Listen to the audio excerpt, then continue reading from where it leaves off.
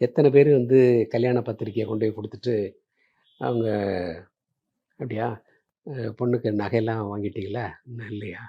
சரி. என்னென்ன வேணும்னு ஒரு லிஸ்ட் கொடுங்க அப்படின்னு கேட்டு அதை வீட்டுக்கு அனுப்புனாங்க. அதெல்லாம் தெரியும். அது யாருன்னெலாம் நான் இப்போ சொல்ல முடியாது. ஒருத்தர் வந்து ஒருத்தர் வந்து 75வது பிறந்த நாள் கொண்டாடுறேன்னு சொல்லி ஒருத்தர் போய் சொன்னார். கட்சிக்காரர் தான். அப்புறம் அவருக்கு என்ன செஞ்சாங்க? இந்த மாதிரி நிறைய நல்லா சொல்ல முடியும். பட் ரெசிபியன்ஸ்லாம் வருத்தப்படாது. இல்லை வருத்தப்படல. அவங்கள எக்ஸ்போஸ் பண்ண வேண்டாம்னு நான் புரியுது சார், புரியுது.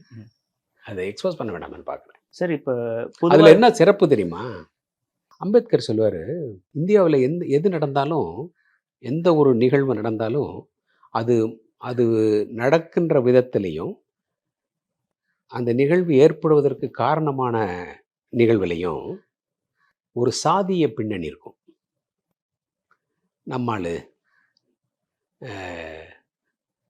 நம்ம இது அப்படின்னு நான் தவறுன்னு சொல்லலை. அது இந்தியாவில் அது ஒரு அமைப்பு, இந்த சிஸ்டம் அப்படி இருக்குங்கிறது வாழ்ந்தவங்களுக்கு தெரியும்.